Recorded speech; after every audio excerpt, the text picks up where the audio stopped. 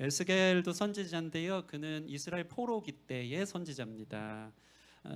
이스라엘은 지금 포로 상황이고 나라를 잃었습니다. 완전한 절망이죠. 나라 잃은 것은 민족 정체성을 잃은 것이고, 오늘 성경에서 한마디로 그것을 무덤 같다, 완전 죽어있다, 나란 존재는 없다, 노예처럼 살아간다라는 것을 이야기하면서 무덤이라고 이야기하고 있습니다. 근데 참 재밌는 것은 이때도 하나님께서 에스겔이라는 선지자를 소명하신다는 것이죠. 완전한 절망, 무덤 같은 상황, 죽음 앞에서 더 이상 가망을 갖는 사람은 이 세상 없을 거예요. 이 마른 뼈가 가득한 절대절명의 가망 없는 상황에서도 하나님이 포로기에 에스겔을 그바알 강가에서 부르세요. 그바알 강가는 바벨론에 있는 강이거든요. 포로기로 2차 바벨론 침공 때 잡혀간 에스겔을 하나님 부르사 그를 통해 다시 말씀을 대언한다는 것이 은혜라는 것입니다. 여러분, 하나님은 어떤 분이십니까? 포로와 같은 상황, 무덤과 같은 상황, 이 세상 그 어떤 것으로 해결할 수 없는 우리 삶에 직면한 문제, 죽음으로 가는 문턱 앞에서도, 아니 설령 무덤 같은 곳에서도 주님은 우리를 향해서 대언하시면, 선지자를 일으키셔서 그를 통해 주의 말씀을 명령케 하시면 살아나는 거룩한 능력 있는 전능하신 하나님이라는 것을 보여주고 있는 것입니다. 그러니까 여러분 상황에 제일 중요한 게 뭔지 아십니까? 여러분의 무덤 같은 상황일까요? 죽을 것 같은 현실일까요? 갈수록 침체되어지고 황폐해지는 여러분의 인생 상황일까요? 마른 뼈와 같이 완전히 말라 비틀어져 가는 내 영혼의 상태일까요? 그것보다 더 중요한 것은 우리의 상태가 아닌 그 가운데 들려지는 하나님의 말씀이 있느냐 없느냐인 거예요.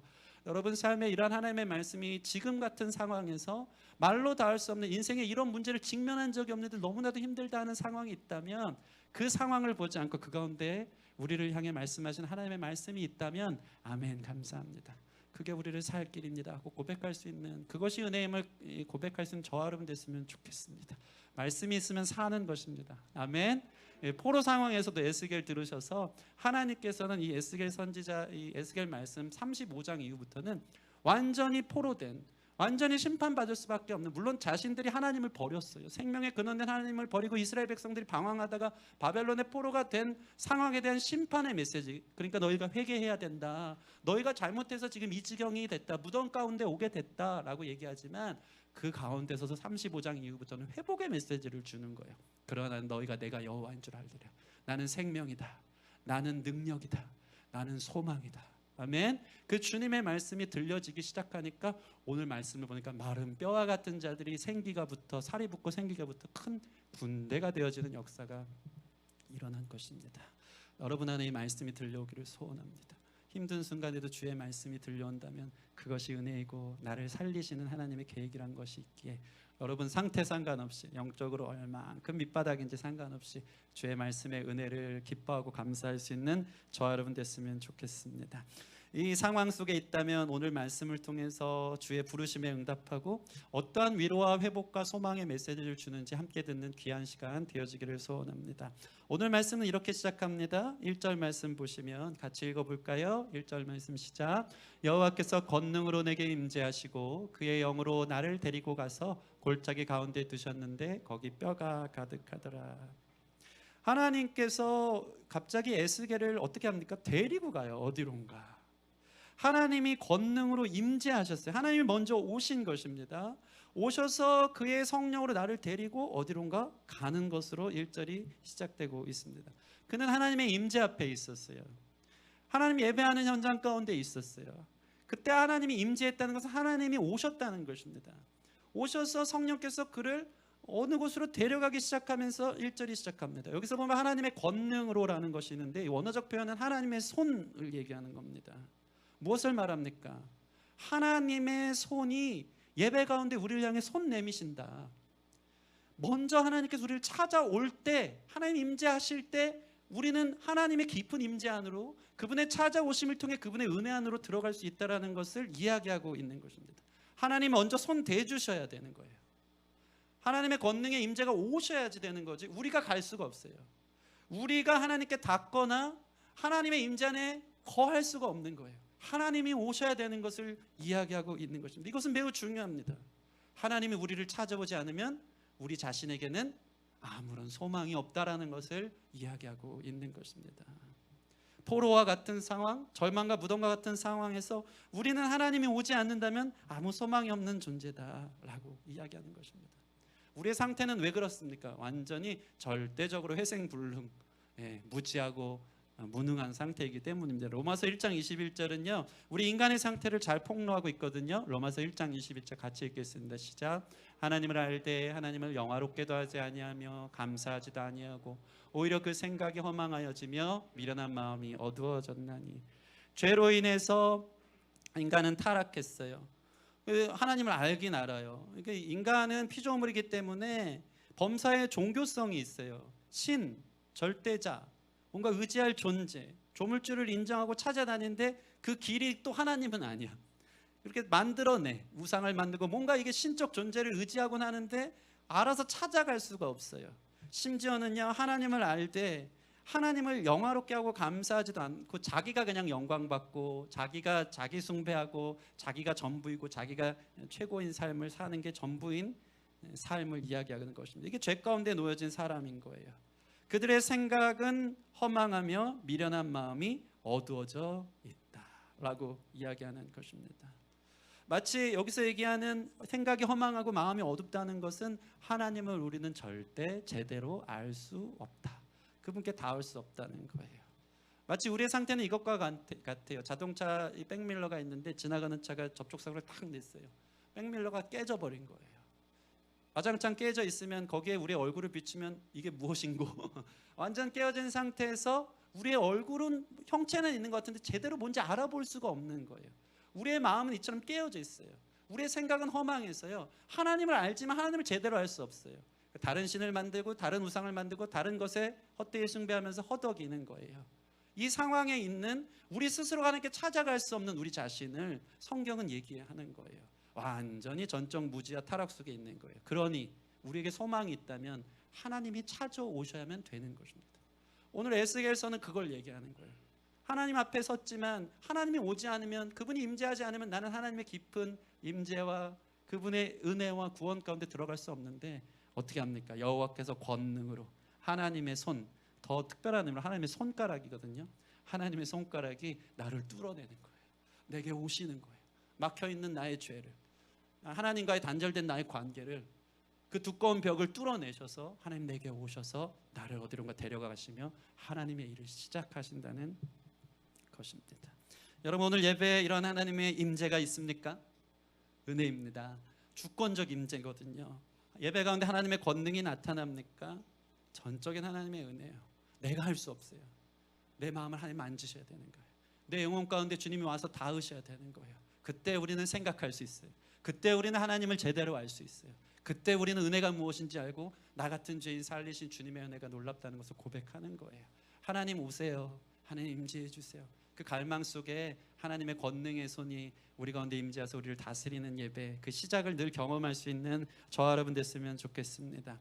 그렇게 에스겔을 마른 골짜기, 죽음의 골짜기, 뼈가 가득한 골짜기로 데려가시면서 오늘 말씀을 보면요, 그런 상태에서 우리를 어떻게 살리시는지에 대한 그 과정이 아주 정확하게 나와 있어요. 다시 말해서 어떻게 구원하시는지에 대한 경로, 어떻게 우리를 밑바닥에서 영적으로 죽은 상태에서 상황적으로 이 문제에서 완전히 눌려 죽은 상태에서 어떻게 회복하시는지에 대한 경로가 나와 있는 거예요. 이 경로 수순대로 여러분의 인생이, 여러분의 영혼이 걸어갈 때 우리는 다시 살아나는 역사가 오늘 말씀처럼 일어나는 줄 믿습니다. 첫 번째, 주님께서 우리를 데려가는 곳은요, 우리의 영적 상태를 직면하게 하는 곳으로 데려갑니다. 우리의 영적 상태를 보게 하는 거예요. 우리가 얼마나 무지한지, 얼마나 어두운지, 얼마나 미련하고 약하고 악한지 우리는 우리 자신을 모릅니다. 그렇기 때문에 주님이 보여주셔야 하는 거예요. 우리가 젊을 때는요, 항상 건강한 줄 아시죠? 저도 그랬어요. 불과 몇 달 전만 해도 저 젊었어요. 야식 마음껏 먹었어요. 늘 국물을 그렇게 좋아했어요. 함부로 몸을 굴렸고요. 이게 나중에 들어보니까 미래의 건강을 가불해서 쓰는 거래요. 밤에 잠 안 자는 사람들, 나이 들면 이게 내가 지금 건강해서 한 게 아니고 미래에 또 건강한 걸 다 가불해서 갖고 와가지고 자기를 혹사시키는 거예요. 얼마나, 이거 몰라요. 젊을 땐 몰라요. 저도 그랬어요. 근데 어떻게 아는지 아십니까? 어느 날 병원 가서 종합검사 해보고 그때 현타가 오는 거예요. 의사의 소견을 들으면서 저의 상황을 그제서야 직면하는 거예요. 내가 모든 게 잘못됐었구나. 식습관, 수면, 시간 관리, 스트레스, 여가 생활, 운동, 이 모든 게 나의 몸을 망가지게 했구나. 젊을 땐 몰라요. 다 괜찮은 줄 알아요. 근데 의사 소견 들으면 야, 이거 심각하네, 관리해야 되겠네. 그때 깨닫는 거예요. 우리는 우리 자신을 몰라요. 우리의 상태가 어떠한지 몰라요. 하나님이 보여주지 않으면, 하나님이 우리 가운데 직면시켜주지 않으면, 너 이런 상태야 얘기해주지 않으면 괜찮은 줄 알아요. 옆 사람 보면서 더 괜찮은 줄 알아요. 똑같은 죄인이고 비교, 상대적으로 비교, 그래도 나는 얘보다 낫네 하면서 거짓된 평안 속에 살아갈 때가 많아요. 근데 하나님은요, 너무 냉정하게 우리를 데려가세요. 너의 상태 어떤지 알아? 마른 뼈와 같아. 너무 말라 있어. 소망 없어. 더 심하게 얘기해 드릴까요? 가망 없는 상태야. 예배의 첫 시간 그런 밑바닥을 경험하도록 하나님 우리를 너무나도 냉정하게, 단호하게 우리를 데려가는 데부터 시작한다는 것입니다. 하나님이 임재하셔서 우리 가운데 일하시려면요, 우리의 상태가 어떤지부터 제대로 보게 하는 데부터 시작되는 거예요. 내가 죄인인 것을 실감하도록, 내가 주님 없으면 살 수 없는 존재라는 것을 실감하도록 그 밑바닥을 보게 하시는 것, 그게 은혜라는 것입니다. 그래서 에스겔을 데려갔는데요, 그곳은 뼈가 가득한 골짜기였어요. 충격적입니다. 이게 이스라엘의 상태고, 에스겔 너의 상태고, 이 민족의 상태고, 바로 우리의 상태라는 것을 임재하신 주님이 첫 번째 단계로 데려가고 계신 겁니다. 2절 말씀 보실까요? 이 상태를 한번 보세요. 나를 그 뼈 사방으로 지나가는 거예요. 얼마나 처참했을까요? 그 뼈 사방의 죽음의 골짜기 지면에 심히 뼈가 마른, 이 지옥과도 같은 아주 말라있는 뼈 한복판을 자기로 걸어가게 하더니요, 이제는 3절 말씀 보면 하나님이 이렇게 말씀하세요.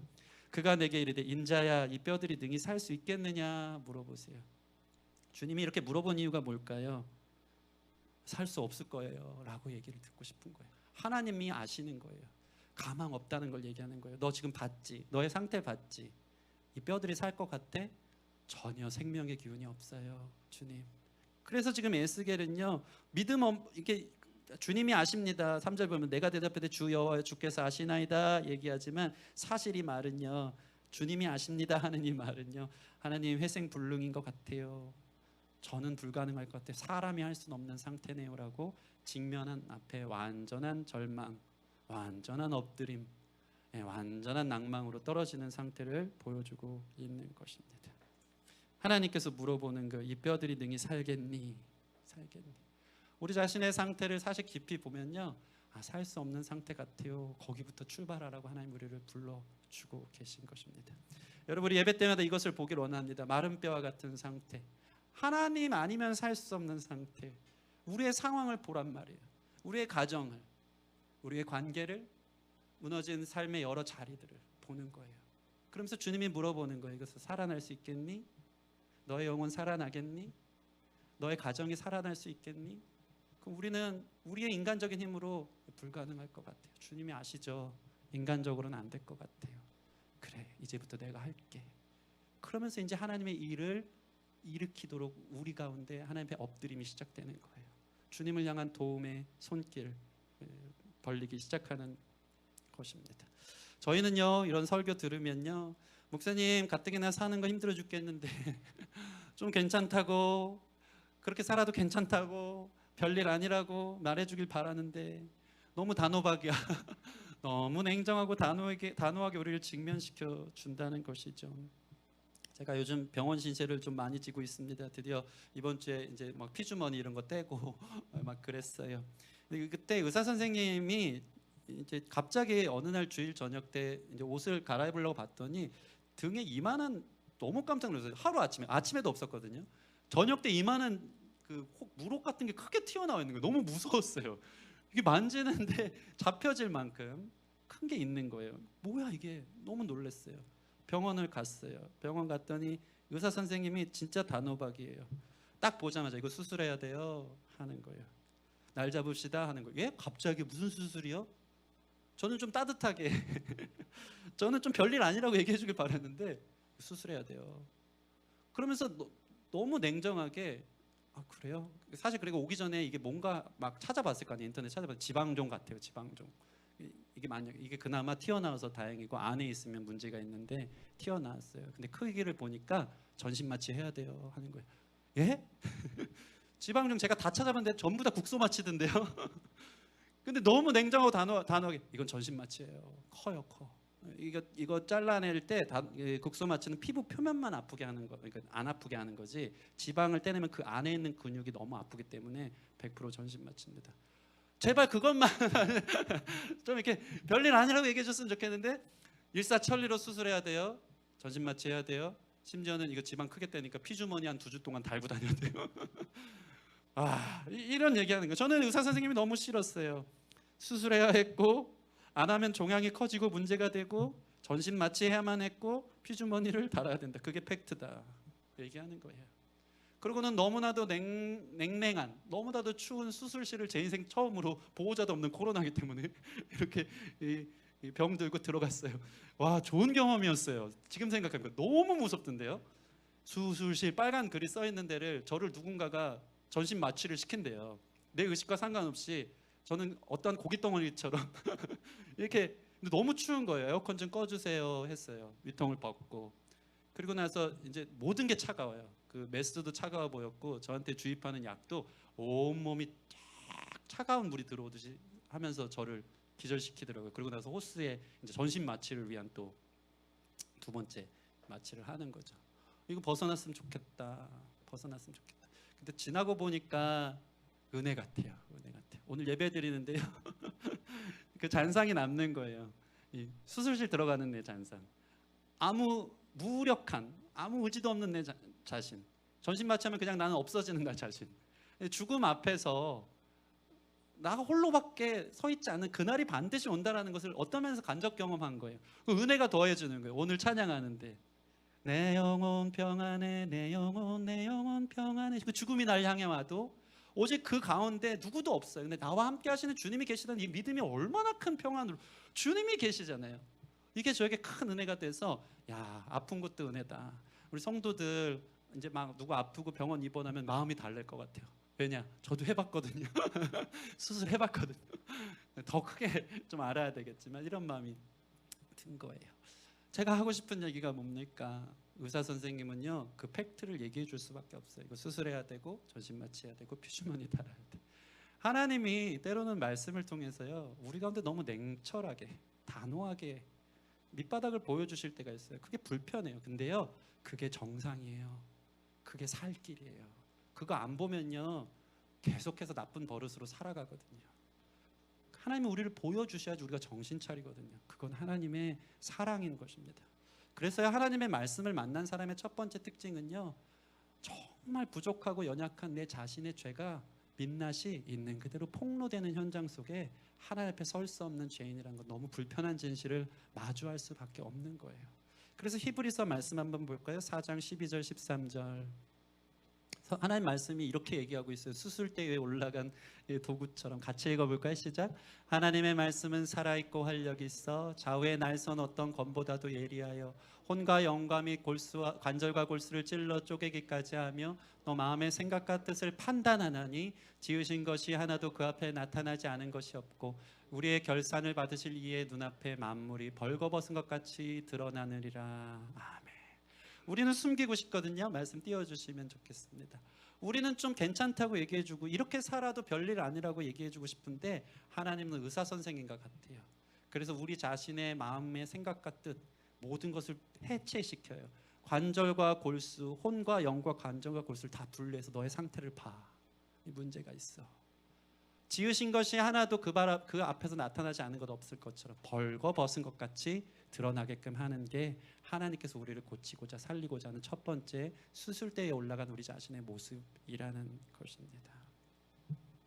여러분 그래서 말씀이 좀 세도요 좀 살살 해주시지 동정을 원하고 좀 넘어가 줬으면 좋겠는데 그러지 않으면 해결 안 되니까 이런 예배가 또 이런 말씀이 필요한 줄 믿습니다. 그래서 여러분 삶 가운데 말씀 가운데 막 찔리고 와닿고 나의 상태를 폭로하면 그것 때문에 목사님 너무하다 시험 들지 않기를 바랍니다. 그게 살리는 거다. 그러한 우리 하나님께 의사에게 내 몸을 맡기든 하나님께 우리 영혼을 맡길 수 있는 저와 여러분 되어지기를 소원합니다. 그래서 이 상태를 알아야지 우리 기도가 달라지더라고요. 우리가요 자신의 상태를 모르면요 형식적으로 하나님 나는 죄인입니다 하는데 죄가 생각나 안 나요. 하나님 저는 죄인입니다 근데 그렇게 큰 죄 지은 것 같지 않고 늘 희생하며 산 것 같고 이런 거예요. 눈물을 쥐어짜도 은혜가 없으면 내 자신의 절망적 상태를 하나님이 보여주지 않으면 우리는 알 수가 없는 거예요. 그러니까 쥐어짜도 안 되고 5분 정도 기도해도 그 정도만 해도 길게 기도한 것 같다 생각하는 거예요. 그런데 성령님이 우리의 상태를 보여주는 거죠. 우리의 가정의 상태를 보여주는 거죠. 기도하다가 우리가 직면해야 될 관계적 문제들, 직장 상황들을 우리에게 보여주면서 야, 눈물 쥐어짜는 게 아니고요, 눈물 마를 날 없는 내 상태, 우리의 가정, 우리 현 상황들 하나님 보게 하시면요, 5분이 아니라 30분, 1시간 울며불며 하나님 살려주세요, 도와주세요. 기도하면서 느껴지는 영혼을 향한 아픔들이 있어요. 그 영혼의 이 현 상태를 우리는 볼 수 없지만 기도하다 보면 하나님이 그 마음의 아픔, 그의 가정 가운데 상황 가운데 직면한 문제들 때문에 이전에는 눈물을 흘리려고 해도 흘려지지 않던 그 영혼을 향한 기도가 눈물을 흘리면서 그 아픔 때문에 가슴 치면서 기도하는 일들도 일어나는 거예요. 성령께서 우리를 데려가실 때 우리도 그 상황부터 간절한 기도가 터져 나오는 것입니다. 자, 놀라운 것은 무엇입니까? 이렇게 우리 자신이 마른 골짜기에, 메마른 골짜기에 이 뼈가 가득한 죽음의 골짜기로 인도해 놓고서 이제부터는 하나님이 아까 히브리서 말씀을 우리를 해부해 놓고 폭로해 놓고 다 끄집어냈다면 다시 말씀으로 이제 봉합해서 살려내는 일들이 오늘 말씀을 보면 시작합니다. 4절 말씀 같이 읽어볼까요? 4절 말씀 시작. 또 내게 이르시되 너는 모든 뼈에게 대언하여 이르기를 너희 마른 뼈들아 여호와의 말씀을 들을지어다 라고 나와 있습니다. 너희 마른 뼈들아 여호와의 말씀을 들을지어다 라고 에스겔 너야 내가 시키는 대로 대언하라 라고 명령하라는 겁니다. 그러자 에스겔이 그 말씀대로 하나님의 말씀을 대언하는 일이 있었어요. 이것을 말씀대로 명령하니까 어떤 일이 벌어집니까? 7절 8절 같이 읽겠습니다. 7절 8절 시작. 이에 내가 명령을 따라 대언하니 대언할 때 소리가 나고 움직이며 이 뼈 저 뼈가 들어맞아 뼈들이 서로 연결되더라. 내가 또 보니 그 뼈에 힘줄이 생기고 살이 오르며 그 위에 가죽이 덮이나 그 속에 생기는 없더라. 아멘.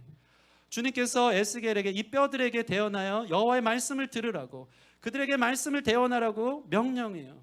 이 말씀 앞에 서라, 말씀을 들어라, 생명의 말씀을 너희가 들어야 된다라고 명령을 따라 대언하니까 갑자기 해체된 모든 뼈들, 마른 뼈, 죽어있는 골짜기에 있는 그 뼈들이 움직이면서 소리가 서로 연결되어져서 뼈와 뼈들이 연결되고 힘줄이 생기고 살이 오르며 가죽이 덮이는 사람의 모양으로 갑자기 일어나는 기적이 일어난 것입니다. 모양과 형체가 만들어진 것입니다. 말씀을 우리를 회부시켰다가 다시 말씀으로 연결하여서 온전한 사람의 모습으로 새롭게 창조하시는 일들이 시작되고 있는 것입니다. 여러분, 이것이 바로 말씀의 능력입니다. 말씀이 대언될 때 이러한 역사가 일어나는 것입니다. 이 경험들이 여러분 가운데 있지 않나요? 죽음과 절망의 상황에서 말씀을 듣다 보면요, 아직 다 일어난 것 같지 않은데 갑자기 소망이 생겨요. 말씀을 듣다 보면 모든 것들이 분산되고 뜯어지고 모든 것이 무질서 가운데 있는 나의 삶 가운데 연결되고 맞춰지고 뭔가 가능성이 있어 보이는 하나의 형체로 만들어지는 것을 말씀 듣다가 경험하기 시작한 겁니다.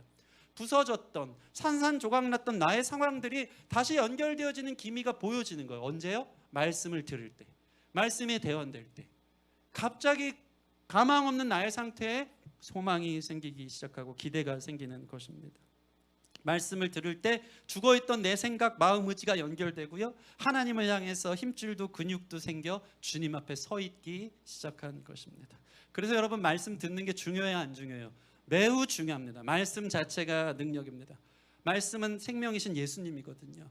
예수님께서 하나님 태초에 천지를 창조하실 때 말씀을 통해서 창조하셨어요. 여러분 삶이 다시 새로워지려면, 새 창조되려면 뭘 들어야 된다고요? 대언되는 주의 말씀 앞에 서 있기를 노력하는 사람들이 되어야 하는 것입니다.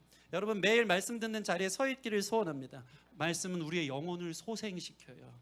듣기 싫어도 날마다 그 앞에 서길 바랍니다. 그 버릇, 그 습관이 있길 바라요.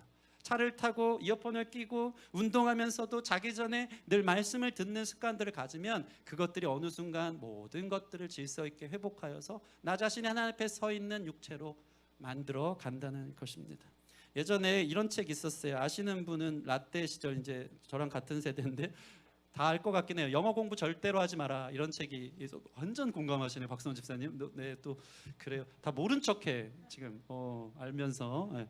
집사님만 빵 터지셨어. 영어 공부 절대로 하지 마라. 제가 이거 되게 그래도 최근 책인 줄 알았거든요. 한번 찾아봤어요. 언제 책인지 아십니까? 너무 충격적으로 1999년도에 발간된 책이에요. 벌써 20년이 지났는데 놀라운 건요, 지금도 서점에서 심심치 않게 이 책이 발견되고 있다는 거죠. 그 내용이 뭔지 아십니까? 왜 이 책이 그토록 영향력을 끼친 줄 아십니까? 같은 내용의 테이프를, 그 당시 테이프 아닙니까? 테이프를요 하루 2시간씩 3달을 들어라. 영어 공부 절대로 하지 말고 같은 테이프, 영어 테이프를 하루 2시간씩 3달만 들으면 영어가 열린다. 여기에 막 모든 사람들이 그 책 다 사서 막 읽고 난리가 났던 시절이 있고, 지금도 그 영향력이 있는 거예요. 근데 그게 돼요, 안 돼요? 솔루션은 되게 쉬워 보이는데 매일 2시간씩 3달 들을 수 있어요, 없어요? 그거 자체가 진짜 힘든 일이니까 그게 되는지 안 되는지 확인을 못하는 것 같습니다. 이 책이 얘기하는 게 뭘까요? 언어는 듣는 것부터다라고 이야기하는 거예요. 가만히 생각하니까 말씀도 똑같아요. 말씀 자체를 계속 듣는 게 중요해요. 여러분, 일주일에 한 번 듣는다고 신앙생활 됩니까? 안 돼요. 다 까먹어요. 문 밖에 열고 나가면 다 까먹잖아요. 절대로 안 됩니다. 있을 수 없는 일입니다. 영어 공부도 그런데 하물며 우리의 죽어있는 영이 살아나려면요 늘 말씀과 동행해야 돼요. 우리의 온 세포가 말씀을 듣도록 하시기를 바랍니다.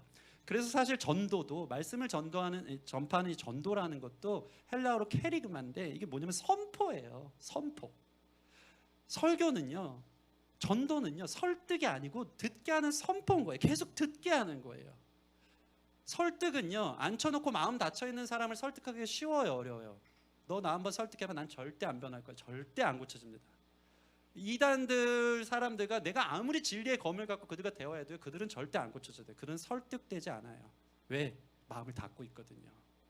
말씀이나 이 전도를 할 때 하나님이 우리를 그들을 설득하라기보다는 선포하라고 해요. 계속 듣게 하라, 듣게 하라, 듣게 하라. 통계적으로 보면 한 24번 정도인가 한 사람이 일평생 복음을 들으면요 돌아온대요. 16번째쯤 가장 많이 돌아온다. 이런 이 전도팀의 통계를 들은 적도 있는 것 같아요. 다시 얘기해서 설득한다고 해서 안 되기 때문에 선포되는 말씀을 계속 들을 때 그것이 어느 시점에 성령 안에서 무리고 열매 맺는 날이 온다라는 것입니다. 그래서 너무 재밌어요. 혹시나 해서 제가 이 말씀을 준비하면서 그래서 그런 말씀이 있나 보다. 듣든지 아니 듣든지 주의 말씀을 전하고 선포하라. 이 말씀 여러분 많이 들어봤죠. 듣든지 아니 듣든지 너는 내 말을 고할지어다. 이 말씀이 있잖아요. 목사지만 죄송한데 이 말씀이 생각나게 하는데 그게 어디 말씀인지 몰랐어요. 근데 말씀 준비한 사람의 기쁨이 여기 있는 것 같아요. 그게 어디 말씀인지 아십니까? 에스겔에 3번 나와요. 에스겔에만 3번 나와요. 듣든지 아니 듣든지 너는 내 말을 고할지어다. 그들은 심히 패역하다. 그들은 설득으로 되지 않는다. 그러나 계속해서 너는 내 말을 대언하는, 듣든지 안 듣든지 대언하라. 그럼 어느 순간 그들의 닫혀있는 마음의 벽이 깨어지는 날이 온다. 하나님의 말씀이 사실이구나. 포로기까지 와서 보니까 주님 말씀한 게 정말 정답이었네. 그게 진짜였네. 깨닫는 날이 반드시 오기 때문에 계속 선포하라. 선포하라. 여러분 말씀을 여러분 스스로에게 명령해야 돼요. 듣든지 아니 듣든지 졸든지 안 졸든지. 말씀 읽는 것이 여러분에게 늘 하는 얘기지만 절제의 영역인지 인내의 영역인지 한번 생각해 봐야 된다는 거죠. 절제의 영역이 되었으면 좋겠습니다. 저도 쉽지가 않아요. 그러나 듣든지 아니 듣든지 말씀 끼고 사는 거예요. 왔다 갔다 하면서 지루하면 뭐 하면 돼요? 찬양 듣고 사는 거예요. 그러면서 살다 보면요 어느 날 말씀이 들려와요. 여러분 말씀과 동행하는 저와 여러분 되어지기를 소원합니다. 이 말씀이 대언되고 나서요 하나님이 기가 막히게 말씀 가운데 성령으로 어느 날 역사하세요. 이게 경험되어져야 돼. 오늘 순서를 볼까요? 자, 말씀을 대언하라고 하시더니요 이제 오늘 말씀 5절 6절 보면요 이제 그 가운데 성령의 바람이 불게 하십니다. 5절 6절 보세요. 주 여호와께서 이 뼈들에게 이같이 말씀하시기를 그 다음 내가 생기를 너에게 들어가게 하리니 그제서 어떻게 돼요? 너희가 살아나리라. 따라해 보겠습니다. 너희가 살아나리라. 너희 위에 힘줄을 두고 살을 입히고 가죽을 덮고 그 다음 너희 속에 생기를 넣으리니 너희가 살아나리라. 또 내가 여호와인 줄 너희가 알리라 하셨다. 성령이 말씀 가운데 일하기 시작해요. 생기가 부어져요. 이 생기, 성령, 이것은 루아흐예요. 성령을 얘기해요. 주님의 호흡, 우리를 살리는 호흡이 말씀을 듣는 중에 우리 코에 영혼에 훅 불어넣는 거예요. 마치 하나님께서 아담을 창조하실 때 흙으로 그 모양만 지으시고 그 코에 생기를 붓듯이 하나님이 우리를 살리시는 완전한 영혼, 동물과 사람의 차이가 무엇입니까? 하나님과의 관계 안테나와 같은 영혼이 있는 거거든요. 이게 죽어 있으면 육체가 죽고 삶이 죽는 거예요. 죽음은 세 단계가 있다고 늘 얘기하잖아요. 영적 죽음, 그러면 육체적 죽음, 영원한 죽음으로 이어지는 거예요. 하나님이 아담과 하와를 창조하실 때 그들은 선악과를 먹음으로 해서 하나님과의 관계 단절, 영혼이 죽었어요. 그래서 죽음이라는 육체의 질병에 죽음이 오는 거예요. 그리고 영원한 심판에 지옥의 영원한 죽음으로 가는 게 우리의 수순이에요. 완전한 사망 골짜기, 뼈와 같은 마른 뼈와 같은 우리의 인생인 거예요. 이게 다시 회복되려면 다시 한번 주님의 생기가 우리의 영혼을 살려내야 돼요. 그 영혼이 살면 그게 진짜 사람이에요. 동물처럼 사는 게 아니고 우리 영혼이 살면 하나님과의 관계가 회복되어 그분께 기도하며 그분과의 깊은 교제 안에 동행하는 삶을 사는 게 사람이에요. 그게 특권이에요. 그게 회복돼야 돼요. 주님의 생기가 부러지면 하나님이 명령하는 거예요. 너희가 살아나리라. 그리고 나서 너희가 내가 여호와인 줄 알리라. 누구도 할 수 없거든요. 에스겔에게 이걸 보여주지 않았습니까? 인자에게 능히 살겠느냐? 불가능해요. 가망 없어요. 제 상태 내가 알거든요. 보여주시니까. 우리 가정 제가 알거든요. 보여주시니까. 그때 여호와가 너희가 내가 여호와인 줄 알리라. 생기를 부어 살고 나면 알게 되는 거예요. 그래서 하나님이 주권적으로 이렇게 명령하는 거예요. 그래서 오늘 말씀 보면 1절부터 6절까지 하나의 맥락이고요. 그것을 구체적으로 또 표현해 주는 게 7절부터 또 10절까지거든요. 자, 그래서 생기가 어떻게 부러지는지 9절 10절을 보면 더 구체적으로 잘 나와 있습니다. 같이 읽겠습니다. 9절 10절 시작. 또 내게 이르시되 인자야 너는 생기를 향하여 대언하라. 생기에게 대언하여 이르기를 주 여호와께서 이같이 말씀하시기를 생기야 사방으로부터 와서 이 죽음을 당한 자에게 불어서 살아나게 하라 하셨다 하라. 이에 내가 그 명령대로 대언하였더니 생기가 그들에게 들어가매 그들이 곧 살아나서 일어나 서는데 극히 큰 군대더라. 아멘. 아멘. 하나님의 생기가 사방에서 불어오도록 명한 거예요. 성령의 바람 불어라. 성령아 너희 죽은 영혼 가운데 불어올지어다. 성령의 바람을 주님 불어주십시오. 주의 살리는 영을 우리 호흡 가운데 다시 한번 부어주십시오. 그렇게 대언하기 시작하니까요, 갑자기 사방에서 생기가 불어오면서 죽음을 당한 자가 진짜 호흡이 생기는, 영적으로 하나님 앞에 살아있는 존재로 변화되어지기 시작한다는 것입니다. 저는 이 말씀 보면서 갑자기 이 말씀이 생각났어요. 19절 보면요, 생기야 사방으로부터 불어오라고 말하고 있어요. 사방으로부터. 여러분, 하나님의 말씀이 우리 가운데 들리는데요, 그 말씀 가운데 성령이 역사하실 때 사방으로부터 역사하시는 거예요. 아멘. 여러분이 말씀을 듣다가 어떤 성도들과 교제를 하다가 내가 읽었던 말씀이 이 교제하면서 이 자매님을 통해서 이 형제님과의 나눔 속에서 여기서도 성령의 바람이 부는 거예요. 확인이 되는 거예요. 성경 필사를 하다가 나눔을 통해서 살아나고, 그러다 성경을 듣다가 이게 오늘날 알게 주시는 말씀이네. 사방에서 성령이 역사하도록 말씀을 입체적으로 우리가 듣고 보고 읽고 교제하고 나누는 이 삶 가운데 우리가 살아나는 일들이 시작되는 거예요. 생기한 사방으로부터 불어라. 성령께서 여러분의 삶, 말씀과 동행하는 여러분의 모든 모양 가운데 성령께서 역사하기 시작할 때 우리 영혼이 살아난다. 이것이 바로 오늘 말씀이 저와 여러분들에게 알려주는 메시지인 줄 믿습니다. 여러분, 말씀은 우리를 살립니다. 말씀이 왜 우리를 죽음에서 살릴 수 있을까요? 왜 능력일까요? 예수님 말씀이시잖아요. 이 세상에서 유일하게 죽음 권세를 깨뜨리신 한 분이 있어요. 그분이 누구시죠? 예수님이에요. 죽을 것 같은 상황을, 절망을, 완전 가망 없는 인생을 생명으로, 소망으로 바꿀 수 있는 분은 유일한 한 분, 말씀 대신 부활하신 우리의 생명 예수 그리스도인 줄 믿습니다. 그래서 참 재밌어요. 제자들을 향해 부활하신 예수님이 나타나시고 나서 하신 첫 말씀이 있어요. 요한복음 20장 22절 말씀 같이 읽겠습니다. 시작. 이 말씀을 하시고 그들을 향하여 숨을 내쉬며 이르시되 성령을 받으라. 아멘. 예수님 부활하시고 제자들에게 나타나셔서 그제서야 마치 아꼈던 말씀하듯이 이 말씀을 하시고 그들을 향하여 숨을 내쉬면서 성령을 받아라. 이제 살아나라. 살아나라 말씀하는 거예요. 주님의 명령, 주님의 말씀 앞에 성령의 놀라운 역사가 일어나는 것을 경험하기를 원합니다. 그러면 주님의 군대처럼 일어나는 거예요. 살아있다는 게 뭐냐면 주님의 군대가 되는 거예요. 군대가 뭐죠? 마귀의 대적을 막을 준비가 돼 있어요. 세상 속에서 또 이리 치이고 저리 끌려다니는 인생 아니고요. 살아있다는 것은 이거 마귀 대적이야. 깨어 있어요. 그리고 나서 군대에서 제일 중요한 게 뭘까요? 상관의 명령에 복종하는 것. 하나님 말씀에 순종하고자 하는 거룩한 의지가 생겨요. 그게 바로 주님의 군대로 일어선 자들인 것입니다.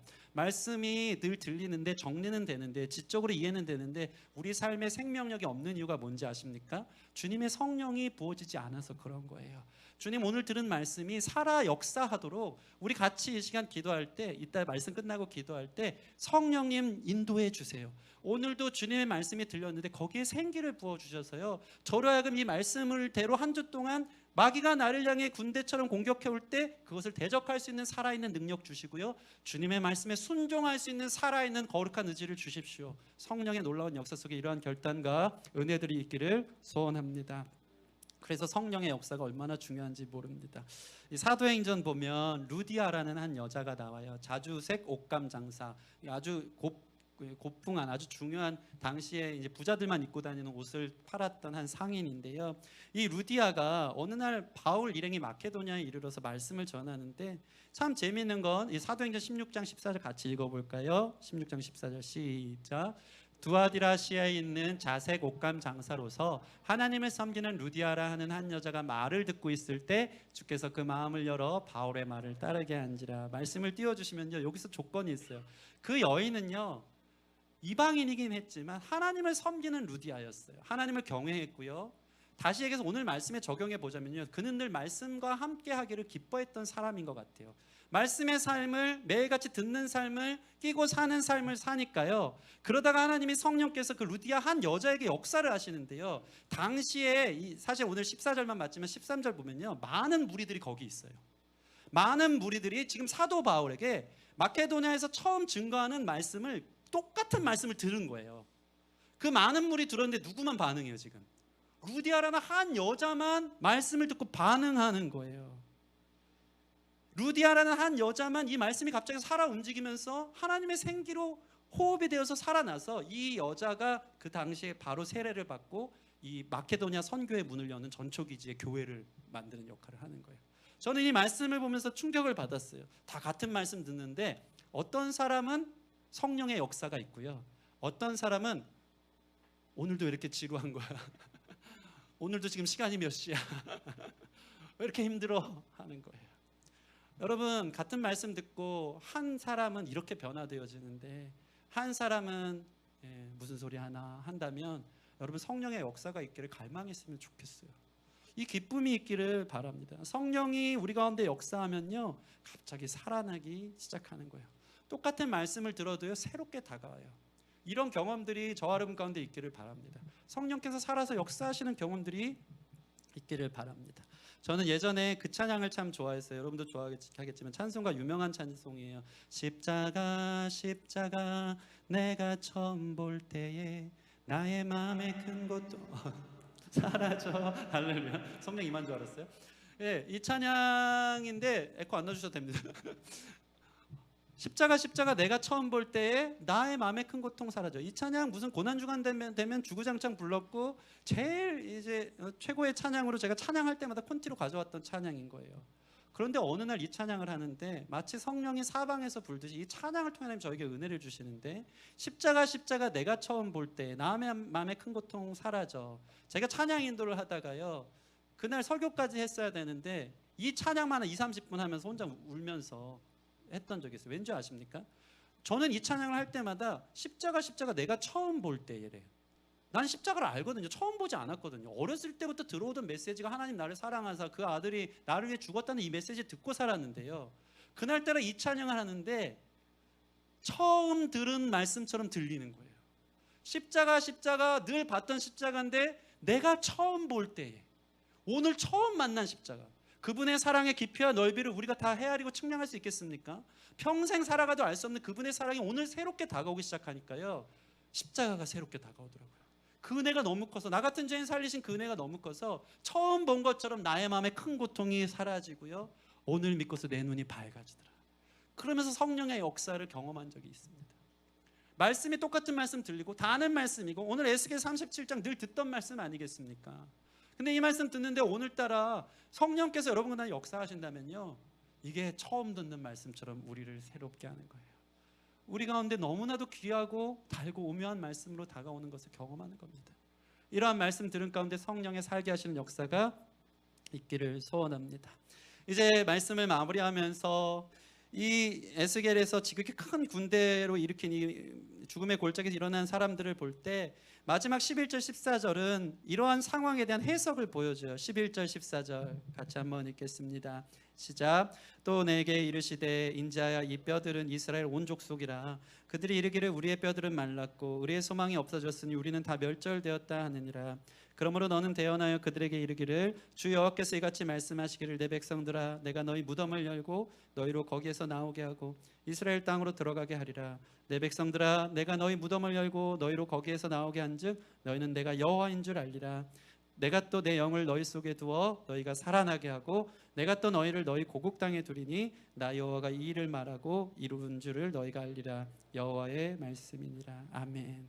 완전한 해석을 보여줘요. 11절 보면 우리의 상태는 뼈와 같았어요. 말랐고 소망 없고 멸절된 마른 뼈의 죽음 골짜기의 상태인데 그것이 마치 11절에는 무덤과 같은 상황이라 그래요. 근데 종합하여 정리하면 말씀이 대언되어 들리기 시작하니까 12절 보면 무덤을 열고 거기서 나오는 역사가 일어나요. 거기서 주님께서 우리의 이름을 부르십니다. 루디아를 부르신 것처럼. 참 재밌어요. 나사로가 죽었을 때, 무덤에 죽었을 때 죽은 지 나흘이 됐어요. 근데 많은 신학자들이 예수님께서 큰 소리로 나사로야 나오너라 하시잖아요. 그 당시에 나사로는요 가장 흔한 이름이었다는 거예요. 만약에 예수님께서 특정한 인물인 그 돌무덤에 갇혀 죽어서 썩어서 무덤 같은 곳에 썩어 냄새가 나는 나사로를 특정하게 그 무덤을 향해서 나사로야 나오너라 하지 않았다면 참 믿음 있는 신학자들의 고백인 것 같아요. 무덤 속에서 잠자던 수많은 나사로들이 다 살아서 나왔을 것이다 라고 얘기하더라고요. 예수님께서 나사로야 나오너라 말씀을 대언하고 성령의 생기가 수많은 사람들 중에 루디에게만 들린 것처럼 수많은 그 당시 많은 나사로 중에 죽어있는 나사로를 향해 들린 것처럼 그 나사로란 그 이름을 불러주기 시작하니까 그가 돌문을 열고 나와서 다시 살아나는 역사가 일어난 거예요. 여러분 말씀에 여러분의 이름을 불러주는 그 음성이 들려지기를 소원합니다. 오늘 이것이 나에게 들려지는 말씀이고 다시 소망이 생기는 거예요. 문제가 많고 포로와 같이 잡혀있고 절망의 죽은 골짜기 같은 무덤과 같은 내 상황, 가정, 나의 여러 가지 현실들을 주님이 아시는데 이런 나를 향해서 이름을 불러서 거기서 나오너라 나오너라 이 성령의 살리는 음성이 들릴 때 결과적으로 우리는 살아서 어디로 갑니까? 고국으로 돌아가게 하려 하는 거예요. 살아서 그냥 사는 게 아니고요 하나님 나라로. 예수님도 부활 승천하시고 하나님 우편에 가시잖아요. 우리가 거할 곳이 있어요. 하나님 나라, 사랑의 나라, 소망의 나라, 하나님의 성전으로 거룩한 백성으로 하나님의 통치 안으로 들어가는 일, 그 역사로 우리를 불러내시는 것입니다. 이것을 통해 너희가 내가 여호와인 줄 알리라. 하나님의 전능하신 능력으로 주님이 하셨습니다 고백되어지는 그러한 예배, 그러한 말씀의 직면, 만남이 있기를 소원합니다. 말씀을 마치겠습니다. 여러분 상태는 어떤가요? 뼈만 가득한 골짜기의 상태를 보았습니까? 그게 은혜인 줄 믿습니다. 마른 뼈가 가득한 것 같은 우리의 영적 상태, 관계, 가정, 직장 생활은 아닌가? 그들을 향해 주님께서 오늘 때를 따라 돕는 우리를 살려주시는 줄 믿습니다. 그들을 향해서 인자 이 뼈들이 능히 살 수 있겠느냐 물어보시면서 동시에 내가 여호와인 줄 알리라. 하나님이 하시면 가능합니다. 그 성령의 음성을 듣고 다시 살아나는 것을 경험하도록 늘 말씀을 듣고 사는 삶, 그 가운데 성령의 역사를 경험하는 삶, 이러한 하나님의 임재를 예배마다 경험할 수 있도록 그러한 거룩한 은혜가 있기를 주님의 이름으로 축원합니다. 우리 같이 찬양하고 기도하는 시간 갖겠습니다. 우리 이 땅의 황무함을 보소서.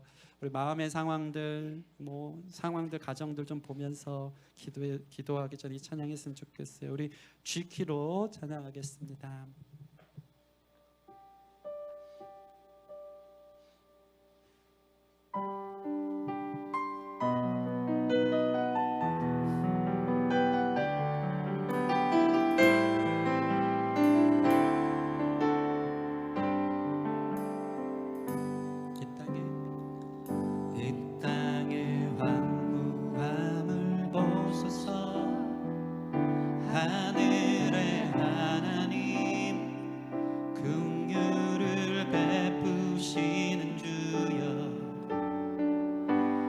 우리의 죄악 용서하소서.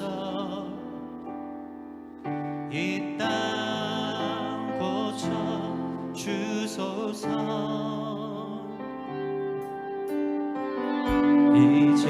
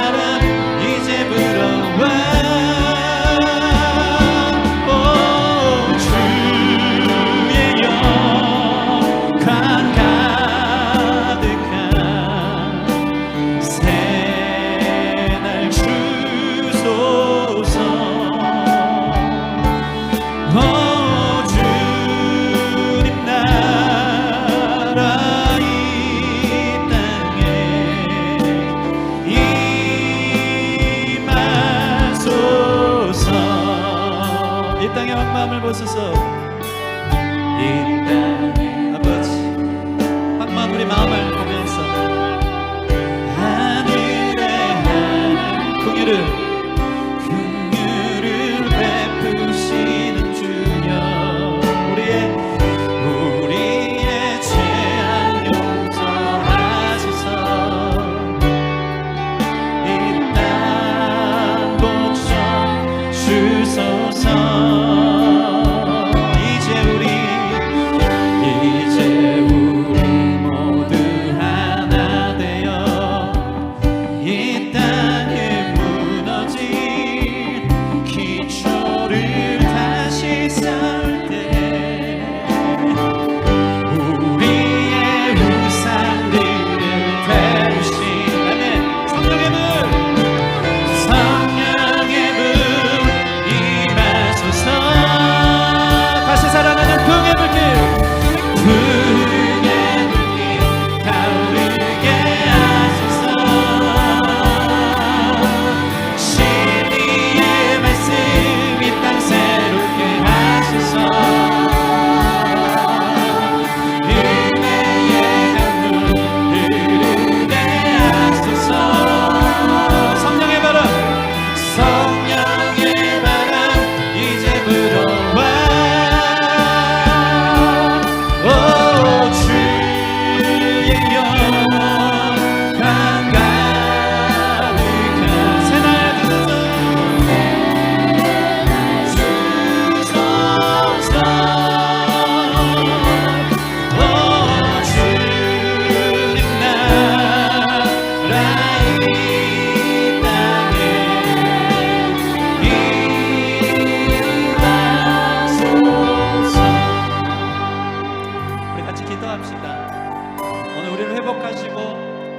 부흥케 하는 그 자리에 가장 중요한 것은 우리의 상태를 주님께서 보여주는 데부터 시작하는 거예요. 그게 없으면 회개도 없고요, 말씀 앞에 엎드림도 없고요, 성령을 사모하지도 않아요. 그러나 하나님의 권능이 우리를 임재해서 우리 인자를 향해, 우리를 향해 메마른 뼈 같은 우리의 현 상태를 보게 하는 거예요.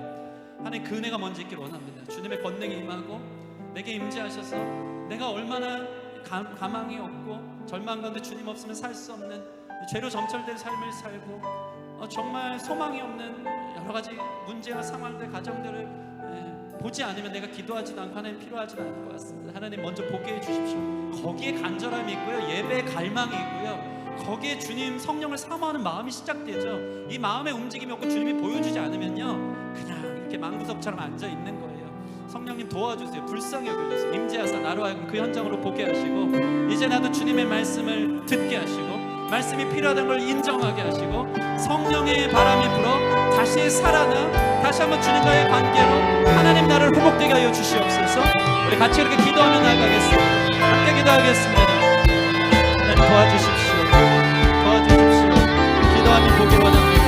마른 뼈들이 인자를 땅에 배은케 하사 너희가 살아나리라.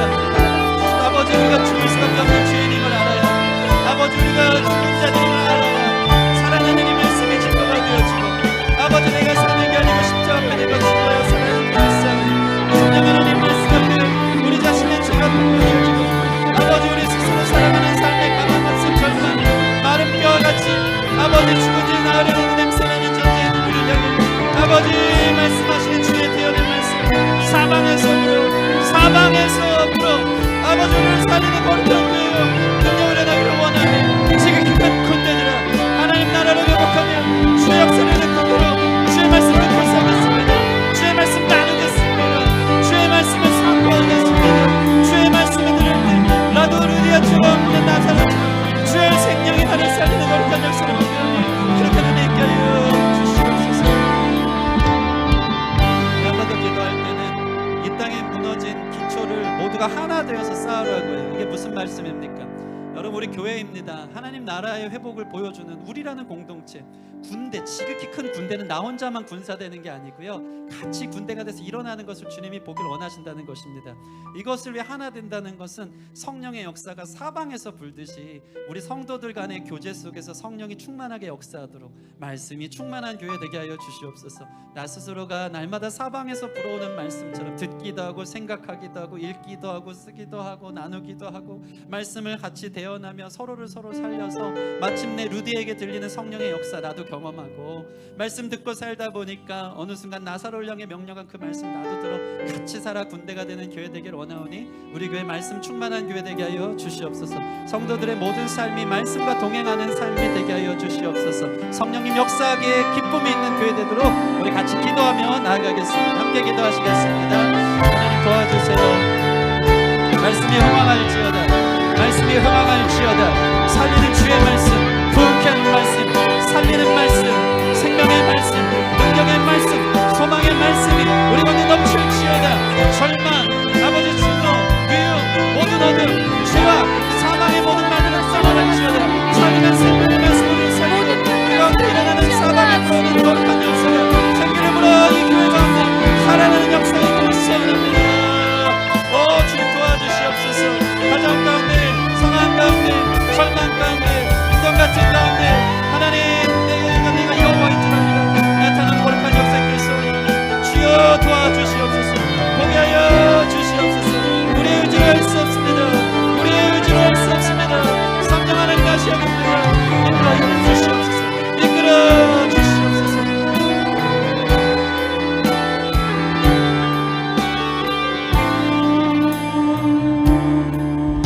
하나님 감사합니다. 우리의 의지로 할 수 없습니다. 절대 할 수 없습니다. 내 의지로 교회 나오고 내 의지로 예배 앞에 서 있어도 하나님 임재하셔서 그 권능의 손으로 나를 이끌어가지 않으면, 주님이 찾아오지 않으면요, 저희는 우리의 힘으로 설 수 없는 연약한 전적 무지와 타락, 마음과 생각이 허망하고 어두운 자들일 수밖에 없음을 고백합니다. 은혜를 내려주세요. 우리에게도 권능으로 임재하여 주셔서 말씀 가운데 우리 자신이 어떠한 상태인지를 폭로시킬 때 아프고 힘들지만 거기부터 시작하여 참된 회개에 이르게 하여 주시고, 주의 말씀이 없으면 내가 살 수 없음을 깨닫게 되어서 날마다 말씀과 동행하다가 어느 순간 성령이 내 마음 가운데 만져주기 시작함을 통하여서 살아나는 역사가 무엇인지 경험하여 아버지 세상의 모든 대적들을 물리치고 주님 앞에 순종하는 군대로 일어나기를 결단하며 이 시간 기도하오니 주여 말씀 듣게 하시고 들을 때 성령의 음성 듣게 하여 주시옵소서. 루디아처럼 나사로처럼 나도 살려 주시옵시고, 특별히 거룩한 지체들 주님께서 강난 기쁨에게 세우신 줄 믿사오니 교회를 통하여서 나누는 모든 말씀의 흥황함을 통하여서 살아나는 역사 있도록, 성령이 사방에서 불어나는 역사 볼 수 있도록 일하여 주사 우리 교회 오는 모든 자들이 죽음에서 부활로 부흥으로 살아나는 역사 있게 하여 주시옵소서. 그렇게 일하실 줄 믿고 감사하며 예수님 이름으로 기도합니다. 아멘.